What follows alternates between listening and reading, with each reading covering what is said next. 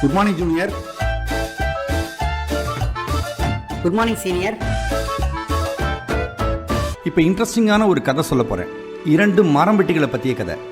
இந்த கதை உங்களுக்கு தெரிஞ்சிருக்கலாம், இருந்தாலும் பாருங்க, இதை முடிஞ்ச உடனே இதை பற்றி டிஸ்கஸ் பண்ணலாம். Woodcutter.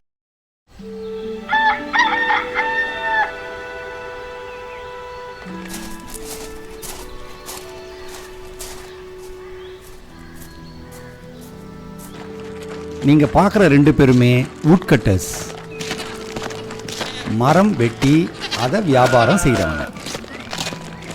இவங்களுக்கு பேர் வைக்கணும் இல்லையா? ஒருத்தர் பேர் பச்சையப்பன், இன்னொரு பேர் சிகப்பு ராஜா.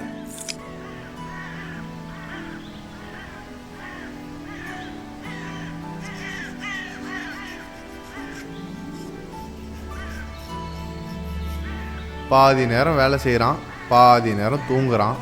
நான் மட்டும் காலில் இருந்து உழைச்சிட்டே இருக்கேன்.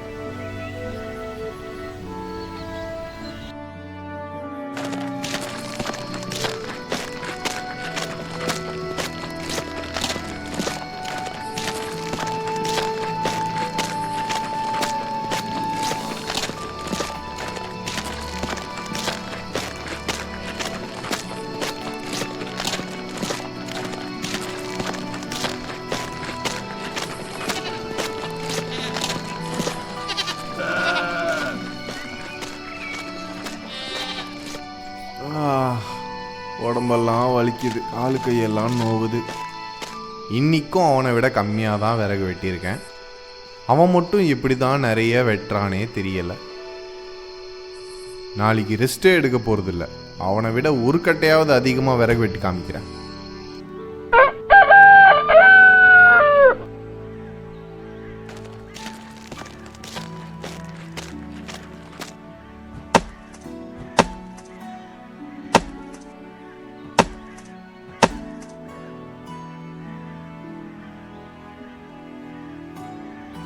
இன்னைக்கும் ரெஸ்ட் எடுக்க ஆரம்பிச்சிட்டான்.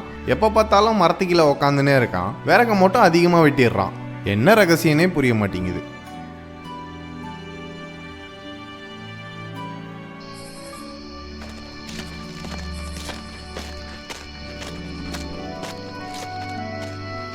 இன்னைக்கும் தோத்து போயிட்டேன். இன்னைக்கும் கம்மியாக தான் விறகு வெட்டியிருக்கேன்.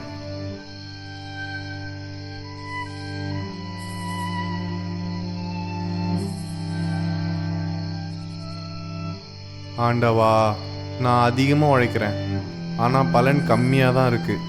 என் பக்கத்து வீட்டுக்காரன் கொஞ்சமாக தான் உழைக்கிறான், அதிகமாக ரெஸ்ட் எடுக்கிறான், ஆனால் அவனுக்கு பலனை வாரி வாரி கொடுக்குற. அவன் பணக்காரனாக இருக்கான், நான் ஏழையாக இருக்கேன். என்ன கொடுமை இது!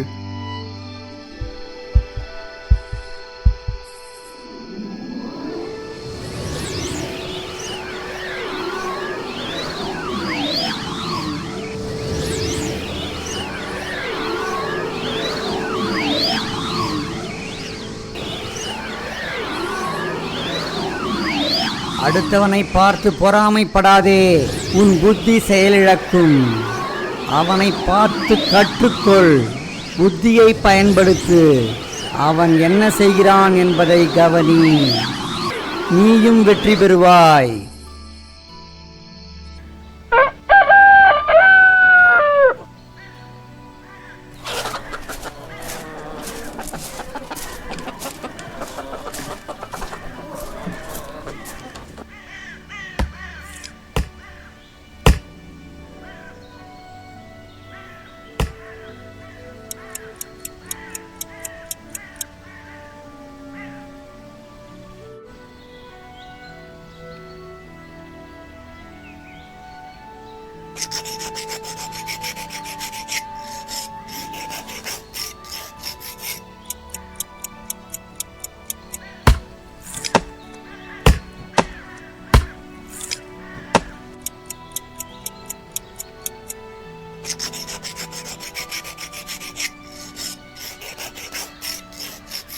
அட்ட, இதுதான் விஷயமா?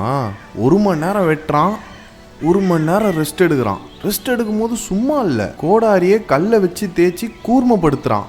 அவன் கோடாரி எப்பயுமே கூர்மையாகவே இருக்கு. வெட்டும் போது நல்லா வேகமாக வெட்டு விழுது, மரம் நிறைய கீழே விழுது. அட, புத்திசாலி தான் பாவன். நாமளும் இனிமேல் இதையே கடைபிடிப்போம். நன்றி கடவுளே.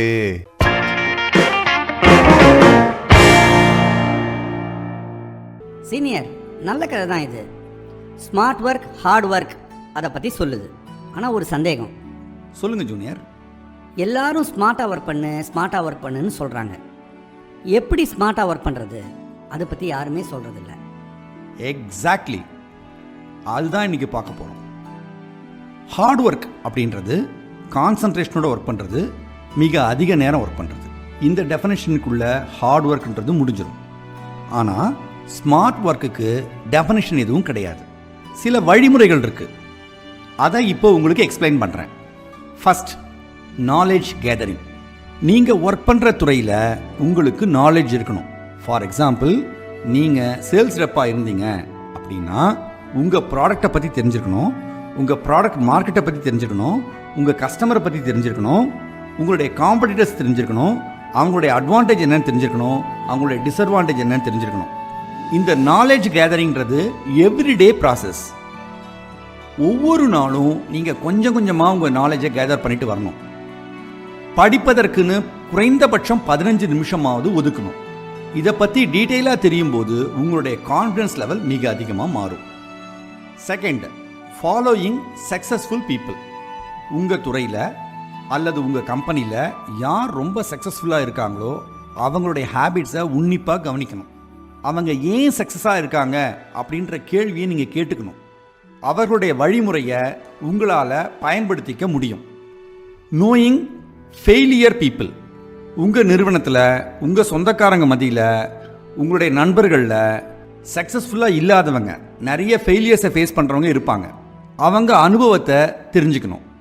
ஏன் அவங்க ஃபெயிலியர் ஆகிறாங்க, அவங்களுடைய ட்ராபேக் என்ன அப்படின்றத நம்ம புரிஞ்சுக்கணும். அதை அவங்கக்கிட்ட சொல்லிடக்கூடாது, அது நல்லதில்லை, ரிலேஷன்ஷிப்பை பாதிக்கும். ஆனால் நீங்கள் அதை பற்றி டீட்டெயிலாக தெரிஞ்சுக்கிறது, அனலைஸ் பண்ணுறது உங்கள் கேரியருக்கு ஒரு அட்வான்டேஜை கொடுக்கும். டைவர்சிட்டி. உங்கள் தொழில் சார்ந்த விஷயத்தை மட்டுமே செய்யாமல் வேறு ஒரு விஷயத்துலையும் கொஞ்சம் கவனம் செலுத்தணும். தொடர்ந்து ஒரே மாதிரியான விஷயங்களை படிச்சுட்டு இருந்தால் உங்கள் பிரெயின் சக்ஸஸ்ஃபுல்லாக இருக்காது. For example, cricket player free நேரத்தில் ஃபுட்பால் விளையாடுவாங்க. ஏன்னா ஃபுட்பால் அவங்களுக்கு தேவையான அஜிலிட்டியை தந்துடும். அது மாதிரி உங்கள் துறையை தவிர்த்து வேறு துறையில் சிறிது நேரம் ஸ்பெண்ட் பண்ணணும். இதெல்லாம் தான் ஸ்மார்ட்டாக இருக்கிறதுக்கான வழிமுறைகள். இது முழுமையானது இல்லை, இது ஒரு கைடன்ஸ் மாதிரி யூஸ் பண்ணிக்கோங்க.